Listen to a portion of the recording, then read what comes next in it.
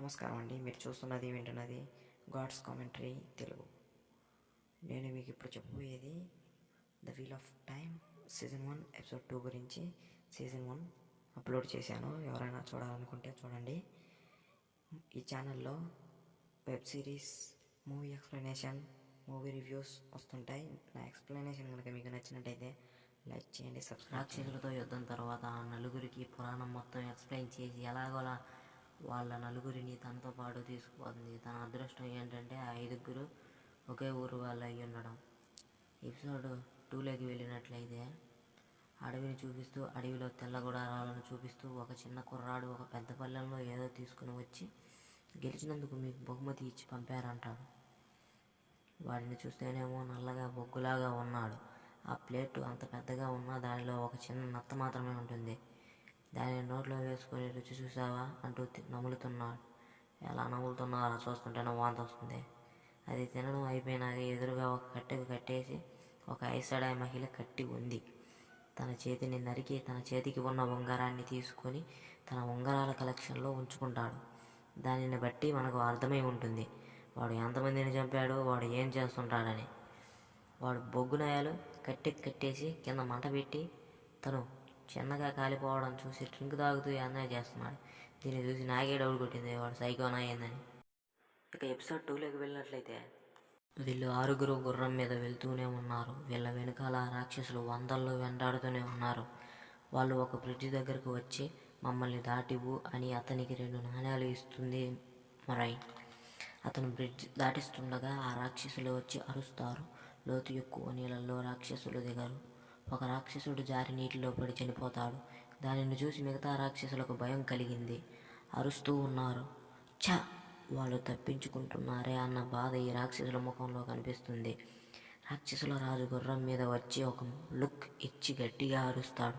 అందరూ రాక్షసులు అరుస్తారు. మొరైన్ వాళ్ళు 6 ఒడ్డుకు చేరుకుంటారు.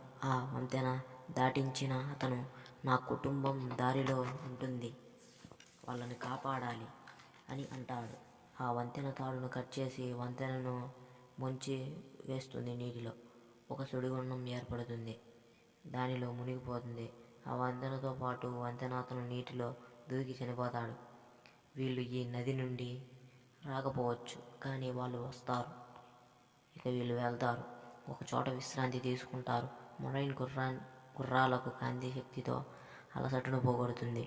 వీళ్ళు 4 కూర్చొని మొరైన్ గురించి, నాగదేవత మనలో ఎవరిని మాట్లాడుకుంటున్నారు, దాని గురించి పోయి పండుకోండి, చాలా దూరం ప్రయాణించాలి అని అంటుంది.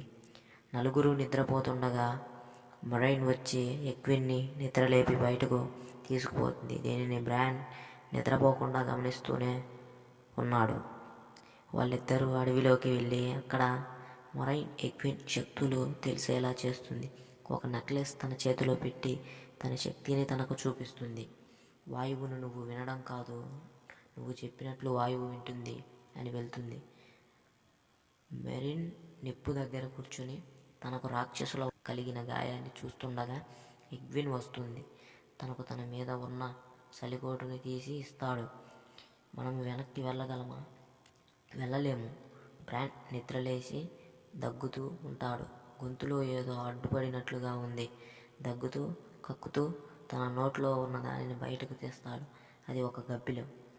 దానిని తీసి తన వెనుక ఉన్న రాయిని ఆనుకుని ఊపిరి తీసుకుంటాడు. ఒక నీడ మనిషి ఆకారంలో అతని వైపు వస్తుంది. వెంటనే బ్రాండ్ నిద్రలేస్తాడు. తన ఎదురుగా ఆ గబ్బిలం ఉంటుంది. భయపడి కొంచెం నడుస్తాడు. దారి పొడవునా కొన్ని గబ్బిలాలు చనిపోయి ఉంటాయి. ఇదంతా నువ్వే చేశావు అంటూ బ్రాండ్ మొరైన్ మీదకు ఎగబడతాడు. ఈసడాయ్ అడ్డుకుంటాడు. మీ అందరికీ ఒకే కల వచ్చిందా? ఈసారి నాకు చెప్పండి, కలలకు అర్థం ఉంటుంది. మొరైన్ వెళ్ళాలి అంటే బ్రాండ్ ఎందుకు రావాలి? అక్కడ ఆడవాళ్ళకే కదా, మగవాళ్ళు బానిసల్లా ఉండాలి అని రాను అని మారం చేస్తాడు. సరే నీ ఇష్టం, నువ్వు వస్తే రా, లేకుంటే రామాకు అని వెళ్తుంది. వీడికి మరో దారి ఏమీ లేదండి. వెనక్కి వెళ్తే రాక్షసులు చంపుతారు. వేరే దారి లేక మొరైన్తో తెల్లకోటకు వస్తాడు. మ్యాట్ అంటాడు, తనకు మనతో అవసరం ఉంది. ఆ అవసరం తీరాక మనల్ని చంపడం ఖాయం కాబట్టి కొన్ని రోజులు తన మాట విని తనతో రా బ్రాండ్ వాళ్ళతో కలిసి వెళ్తాడు. దీనిని సెడాయ్ చూసి వాళ్ళ వెనుక వస్తాడు. ఈ సెడాయ్ ముందు శ్వేతవర్ణులు ఉన్నారని చెబుతాడు.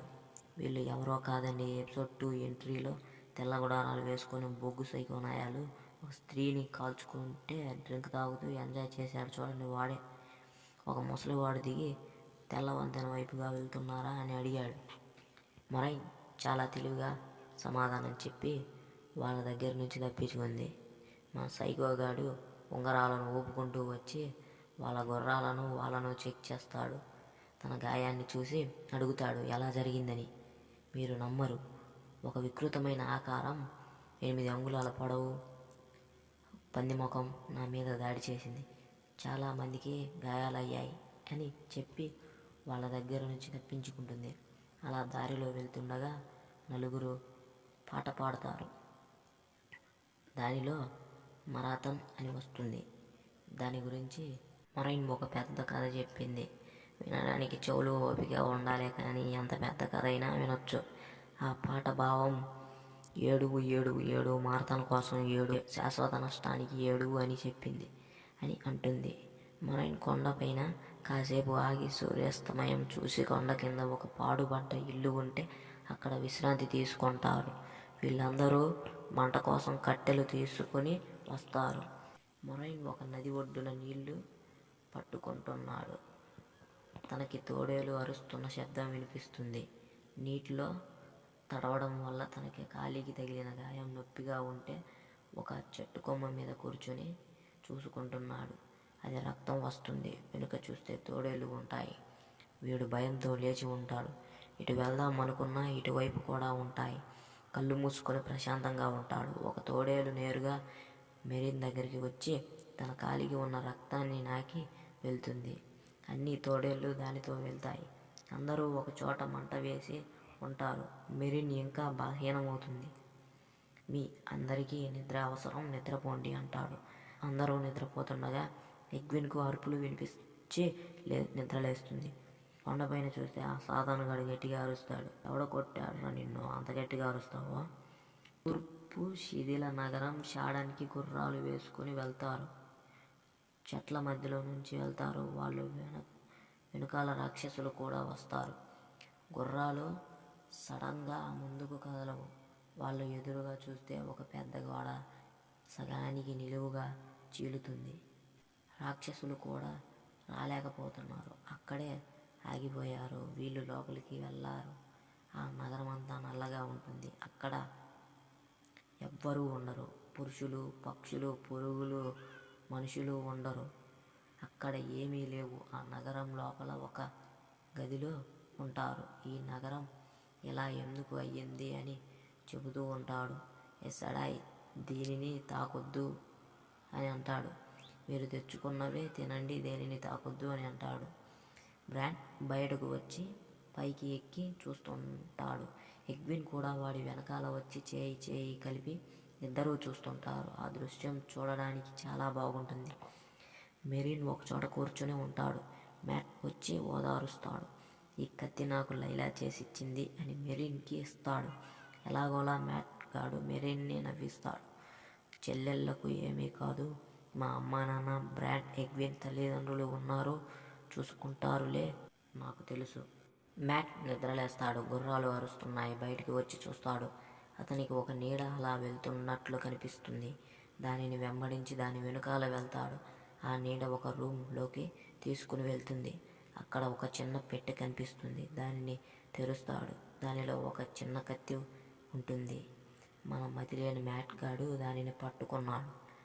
సెడాయ్ దేనిని పట్టుకోకు అని చెప్తే వీడు పట్టుకున్నాడు. కత్తిని తీస్తాడు. కింద గుర్రం అరుస్తుంది. ఆ గుర్రాన్ని నీడ ఆక్రమిస్తుంది.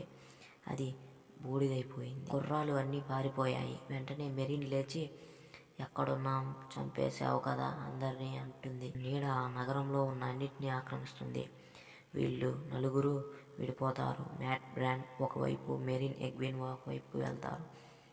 ఆ నీడ అందరినీ ఆక్రమిస్తూ వస్తుంది. మెరీన్, ఎగ్విన్ పైకి ఎక్కుతారు. మొరైన్, సెడాయ్ గుర్రం ఎక్కి వెళ్తారు. బ్రాండ్, మ్యాట్ ఇద్దరూ ఒక ఇనుప తలుపు అడ్డం ఉంటుంది. దానిని బద్దలు కొడుతున్నారు. ఒకరికే ఒకరు సహాయం చేసుకుంటారు. మెరిన్ ఎగ్విన్ పైకి వస్తారు. ఆ నీడ పైకి కూడా వ్యాపిస్తుంది. బ్రాండ్ ఎలాగోలా ఆ ఇనుప తలుపును తోస్తాడు.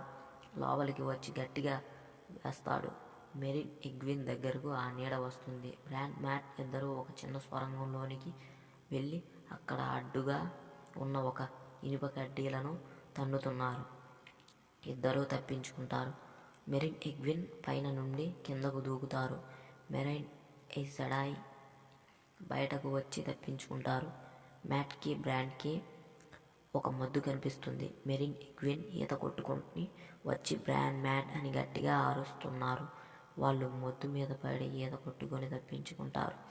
ఎయిసడాయ్ మెరిన్కు నీళ్లు తాపుతుండగా ఎవరో కత్తి మెడ మీద పెడతారు.